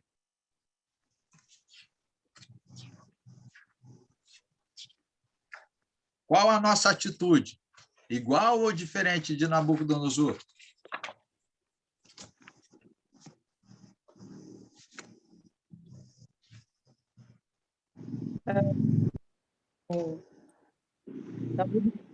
Diz ali no 34, ao fim daquele período, eu, Nabucodonosor, levantei os olhos ao céu e percebi que o meu entendimento tinha voltado. Então louvei o Altíssimo, honrei e glorifiquei aquele que vive para sempre. A gente sabe um pouquinho da história, né, Mary? O que aconteceu com ele também, né? E aí, então, quando ele coloca os olhos para o céu, ele reconhece tudo isso, a consciência dele volta, né? Então, olha só, diante dessas situações que a gente vê, qual é a nossa atitude hoje, para com Deus? Louvá-lo sempre, adorá-lo sempre, criar um relacionamento que os próprios profetas tinham com Deus. Deus não vai falar conosco hoje como falava com os profetas. Isso a gente sabe, quer dizer, nem todos sabem, mas nós que temos conhecimento, pelo menos um pouco, sabemos que Deus não vai vir falar conosco mais. Por quê? Porque ele já deixou tudo declarado da própria Bíblia. A Bíblia está aí para isso. A função dela é essa, é criar esse relacionamento conosco, né? E a gente criar o quê? Uma fé constante, verdadeira, nas palavras que Deus deixou. Esse é um dos grandes exemplos que a gente vê do próprio rei Nabucodonosor reconhecendo, honrando, respeitando, declarando ao mundo, declarando ao povo o que esse povo devia estar fazendo, que é adorar o Deus verdadeiro, né? Então, em resumo, para a gente encerrar, que já deu também aqui o tempo, né? Os profetas condenaram a idolatria praticada pelos descendentes de Abraão, Isaque e Jacó, que foi lá na frente, aí praticamente ali depois de Jacó, né? Vamos dizer. E vejam que Deus declarou por intermédio deles que a pecaminosidade do seu povo o obrigava a rejeitar a adoração deles. Então, a gente sabe que, colocando em prática para a nossa vida, não adianta a gente querer fazer aquilo que Deus deixou para a gente com relação à adoração a Ele, sendo que a nossa vida não anda em acordo com o desejo dele. Então, eu posso viver uma vida pecaminosa que a minha adoração a Deus não tem valor nenhum. E esse é um grande exemplo que a gente vê. Podemos dizer também que Deus não queria somente sacrifícios e ofertas, mas também corações que o respeitavam e buscavam viver de acordo com seus mandamentos. A gente vê esses mesmos dizeres no Novo Testamento, quando Jesus vai declarar a respeito disso, que não adianta a gente fazer sacrifícios a Deus. Não adianta, se o nosso coração não estiver voltado a Ele, né? Agora, vejam o que Deus disse para nós, os que dizem serem adoradores de Deus nos dias de hoje. Isso para a gente entender qual é o nosso papel hoje, o que ele falou com relação à lei do Velho Testamento e à lei do Novo Testamento. A gente tem um ponto interessante isso, lá de Hebreus, capítulo 10, versículo 1 até o 10. Olha só, abram lá. Vamos ver o que é que Deus está falando por intermédio do escritor aqui, de Hebreus. Né? Alguns vão dizer que foi Paulo que escreveu Hebreus, né? Outros vão dizer que não. Mas também isso não é importante para nós, não. A gente sabe que são as palavras de Deus para a gente. Então, olha só, Hebreus 10, do 1 até o 10. Deixa eu ler aqui rapidinho essas passagens aqui. Diz assim, ó. Ora, visto que a lei tem sombra dos bens vindouros, não a imagem real das coisas, nunca jamais pode tornar perfeitos os ofertantes, com os mesmos sacrifícios que, ano após ano, perpetuamente eles oferecem. De outra sorte, não teriam cessado de ser oferecidos, porquanto os que prestam culto, tendo sido purificados uma vez por todas, não mais teriam consciência de pecados. Entretanto, esses sacrifícios faz-se recordação de pecados todos os anos, porque é impossível que o sangue de touros e de bodes remova pecados, né? Por isso, ao entrar no mundo, diz, sacrifícios e ofertas não quisestes, antes um corpo me formastes. Não te deleitaste com holocaustos e ofertas pelo pecado. Então eu disse, eis aqui estou, no rolo do livro está escrito a meu respeito, para fazer, ó Deus, a tua vontade. Depois de dizer como acima, sacrifícios e ofertas não quisestes, nem holocaustos e oblações pelo pecado, nem com isso te deleitaste, coisas que se oferecem segundo a lei. Então acrescentou, eis aqui estou, para fazer, ó Deus, a tua vontade. Remove o primeiro, para estabelecer o segundo. Nessa vontade é que temos sido santificados, mediante a oferta do corpo de Cristo, uma vez por todas. Em outras palavras, Jesus aqui está deixando claro para nós. Antigamente se fazia de um jeito, agora não se faz mais. Antes fazia-se ofertas e sacrifícios, derramava-se sangue, queimava-se bodes e fazia um monte de coisa, que era tudo aquilo que agradava a Deus. Era a ordem de Deus. Mas tudo aquilo que era feito não removia o quê? Pecado. Não removia pecado. Então, eles iam fazer quando? Toda vez que tinha que fazer e relembrar o quê? Os pecados que eles tinham cometido. Cadê o perdão? Não tem perdão. Né? Então, tudo aquilo era para ser feito sempre, para remover os pecados. Agora, o que aconteceu quando Cristo veio? De uma vez só, ele fez o sacrifício, que de uma vez só removeu todos os pecados. E nós não precisamos fazer mais nada daquilo que era feito no passado. Então, agora em Cristo, nós não vamos fazer tudo aquilo que os adoradores de Deus faziam. Em Cristo, nós vivemos uma outra vida, é uma outra realidade. E até mesmo o que ele deixou claro para nós aqui, olha, não foi isso que ele falou, olha só. lembrando o que ele falou. Então acrescentou, né, lá no versículo 9, eis aqui estou para fazer, ó Deus, a tua vontade. Então, remova o primeiro para estabelecer o segundo. Como é que você vai remover o primeiro? Porque ele está falando assim, o que ele está falando, remover o primeiro é a primeira aliança feita lá com Moisés. E foi deixado o quê? Um testamento, não foi? Um testamento foi deixado para o povo israelita, que é o Velho Testamento. Mas como que se remove um Velho Testamento para se colocar um Novo Testamento? Fazendo a vontade de Deus, que é morrer. Jesus tinha que morrer, é isso que ele está falando. Senhor, faça-se a sua vontade. Eu vim para fazer a vontade do Senhor. Então, remove a primeira para se fazer a segunda. Remove o quê? Eu vou precisar morrer. E se Jesus não tivesse morrido, nós não teríamos a chance da salvação. Não teríamos os nossos pecados limpos. Não teríamos a presença do Espírito Santo em nossa vida. Não faríamos parte do reino dos céus. Não faríamos parte da família de Deus. Sem Cristo, não somos filhos. Somos bastardos. Não somos filhos. Agora, em Cristo, somos filhos. E herdeiros e co-herdeiros, como a gente pode ver lá no livro de Efésios, né? Vai falando um pouquinho sobre isso lá, sobre o judeu, o gentil, né? Mas todos somos herdeiros junto com Cristo, da promessa que Deus fez desde a época de Abraão com relação à salvação do povo todo, né? Então, para a gente encerrar, vamos lá. Eu sei que passou uns minutinhos. Emerson, lê para nós Colossenses, capítulo 1, versículo 22 e 23.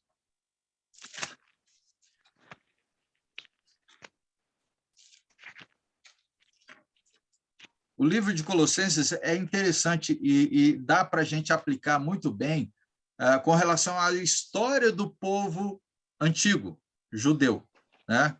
E aplicando para a nossa vida hoje, porque Colossenses é aplicado para a nossa vida, né? Então, Colossenses capítulo 1, versículo 22 e 23. Colossenses capítulo 1, versículo 22 e 23. Mas agora, por meio da morte do seu Filho na cruz, Deus fez com que vocês ficassem seus amigos, a fim de trazê-los à sua presença para serem somente dele, não tendo manchas nem culpa. Mas é preciso que vocês continuem fiéis, firmados sobre um alicerce seguro, sem se afastar da esperança que receberam quando ouviram as boas notícias do Evangelho. Foi desse Evangelho que eu, Paulo, me tornei servo, e é esse Evangelho que tem sido anunciado no mundo inteiro. Amém, amém. Mary, você tem uma versão diferente, não é?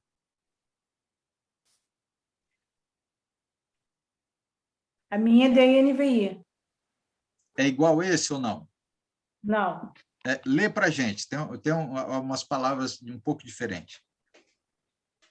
É 1 do... 22, capítulo 1, 22, 23. Tá. Mas agora ele os reconciliou pelo corpo físico de Cristo, mediante a morte, para apresentá-los diante deles santos, inculpáveis e livres de qualquer acusação, desde que continuem alicerçados e firmes na fé, sem se afastarem da esperança do Evangelho, que vocês ouviram e que tem sido proclamado a todos que estão debaixo do céu. Esse é o Evangelho do qual eu, Paulo, me tornei ministro. Amém, amém. Obrigado, Mary. É bom a gente ter as versões diferentes para a gente só relatar as palavras que facilitam na hora que da compreensão, né? Mas a gente vê bem claro que o que é que nos mantém uma vida santa, uma vida inculpável, sem pecado, irrepreensível, né? Que em outras palavras também traz isso. O que é que nos mantém dessa forma? somente a esperança do Evangelho. Então, sem o Evangelho de Cristo, nós não vivemos uma vida santa, né, inculpável e irrepreensível. Essa é a forma que Deus tem para nós. Hoje é mediante o Evangelho. Nós não vivemos mais mediante a lei de Moisés. Nós vivemos mediante a lei de Cristo. Essa lei, que é a graça dele, né, que foi um presente dado por Deus, e que nos mantém alinhados, nos mantém ainda o quê? De forma, viver uma forma coerente, conforme o evangelho dele. E até mesmo que Paulo falou, por isso que eu sou ministro, porque eu recebi esse papel, esse trabalho, e tenho a minha vida, né, dessa forma, busco viver a minha vida dessa forma. Então, Deus aceita a nossa adoração somente se respeitarmos e obedecermos a Ele por meio do quê? Do seu Filho, Jesus Cristo. A nossa adoração a Deus, ela só é aceita quando nós mantemos o Evangelho verdadeiro de Cristo. Então, se não manter dessa forma, nós não somos, Deus não se agrada e a nossa adoração não chega até Ele. Nossas orações não chegam até Ele. Então, a Ele seja dada toda a honra, toda a glória pelos séculos dos séculos. Amém. Amém. Amém. Amém. Amém. Olha, fiquem à vontade, a gente tem alguns minutinhos, se alguém quiser fazer um comentário, alguma pergunta, fica à vontade, tá? Eu sei que eu falei, agora eu quero ouvir.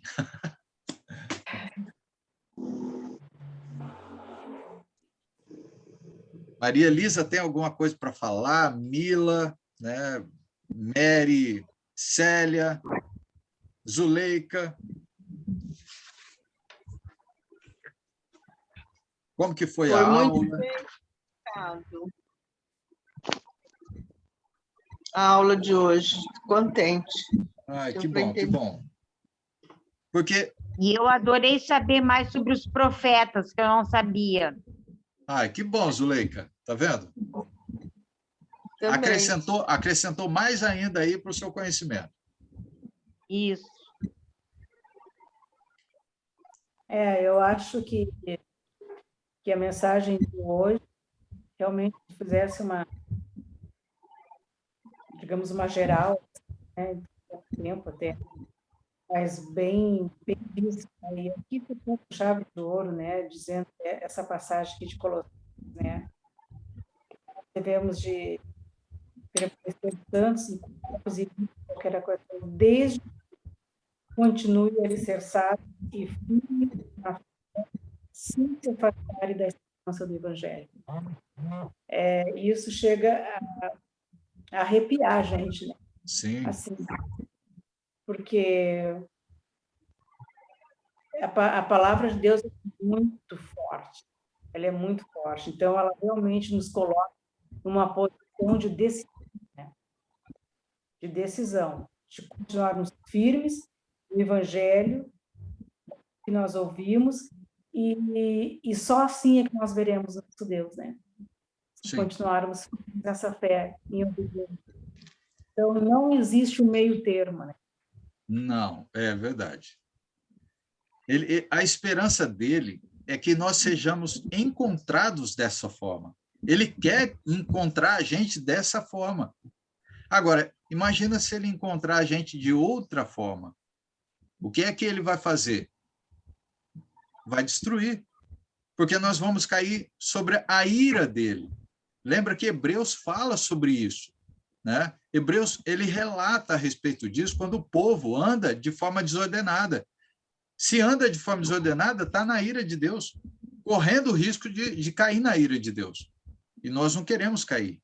Então, a gente luta todos os dias para manter um relacionamento firme, que é baseado no Evangelho, na fé em Cristo.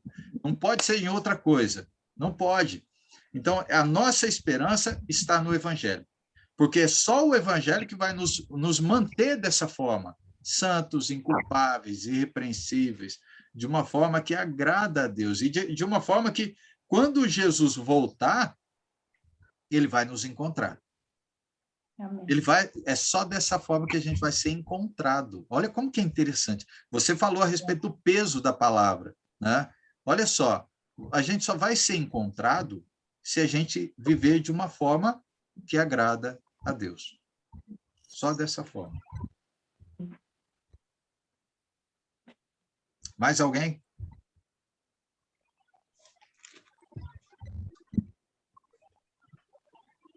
Se não tem mais ninguém, então, um amém aí para a gente confirmar tudo isso. Amém? Amém. Amém. Amém. Amém. Ótimo. Então, ok, pessoal, deixa eu fechar só essa telinha aqui para a gente poder fazer a nossa oração. Ok. Vamos, então, encerrar fazendo uma oração. Eu vou pedir para o Emerson. Emerson, pode fazer para nós a oração para a gente encerrar? Pastor, eu peço Amém, oração para uma netinha, Sim, fala o nome, Maria Elisa. Luísa, A Luísa. de 4 meses. Está com Ah. bronquiolite. Vixe. Pegou do outro. Neta, Sim. É. Luísa. Luísa. Nosso irmão Zanata. Sim, lembrar Amém. dele, né? Do Zanata também. E o outro irmão lá, o que está internado também, o menino lá, que fazia estudo. É o O Diego. Diego. Isso. Ok. Então vamos orar. Oremos. Pai amado e bendito Deus, só o Senhor é Deus e não há outro, Pai. Muito obrigado, Pai, por mais essa oportunidade de aprendermos um pouco mais, Pai, sobre a Tua palavra. Palavra esta que o Senhor usou homens, Pai, inspirado por Ti, e escreveu, Pai, para que ninguém nos engane. Muito obrigado por essa palavra, Pai, que nos alimenta todos os dias espiritualmente, que possamos, Senhor, permanecer fiéis a esta palavra e gratos a Ti, Pai, pelo Teu Filho amado, nosso Senhor e Salvador Jesus Cristo, morrer, Pai, em favor aos nossos pecados e nos resgatar da morte para a vida. Abençoe, Senhor, todos desse grupo, que possamos, Senhor, colocar em prática em nossas vidas, agradando assim a Ti, e somente a Ti, que merece toda a honra e toda a glória, meu Pai. Senhor, te pedimos, Pai, em favor à saúde do nosso irmão Zanata, Pai, que se encontra internado. Cuide, Pai, dele. Cuide também do Diego, Pai, que estudou na escola da Bíblia. Abençoe a saúde deles, Pai. Também a saúde, Pai, da neta da Maria Elisa, a Luísa, Pai. Esteja abençoando, Senhor, cuidando, Pai, protegendo, Senhor, com teu poder, Pai, as suas mãos santas, Senhor, trazendo assim, Pai, a cura a essas pessoas, Pai, para a tua honra e para a tua glória, Senhor.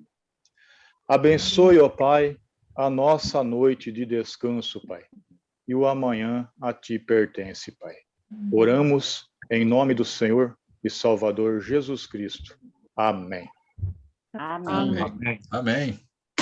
Obrigado, Amém. Emerson. Mila, Amém, você irmão. conseguiu ficar, Mila? Olha, tá vendo? Ó, os dados aguentaram aí, ó. Que bom, que bom. Ai, ai. Gente, muito Graças boa a noite. Deus, cara. Amém, amém, Mila. Amém. Muito boa noite para vocês. Boa Érico, noite. obrigado. Maria Boa noite. Elisa. Boa Wellington, noite. mais uma vez, obrigado. Mila, Boa boa noite. Boa noite. Célia, boa noite. Zuleika, Boa Emerson. Boa noite. Amém. Deus Boa abençoe noite vocês. a todos. Graça Amém. e paz. Amém. Tony, Mariana, um abraço, obrigado. Pai, obrigadão aí pela presença e pela ajuda. Deus Boa abençoe noite. cada um de vocês, gente. Um abraço. Amém. Paz de Deus. Amém. Amém, amém. Amém. Vou desligando aqui também, ok? Para fazer a gravação. Um abraço. Tchau, tchau.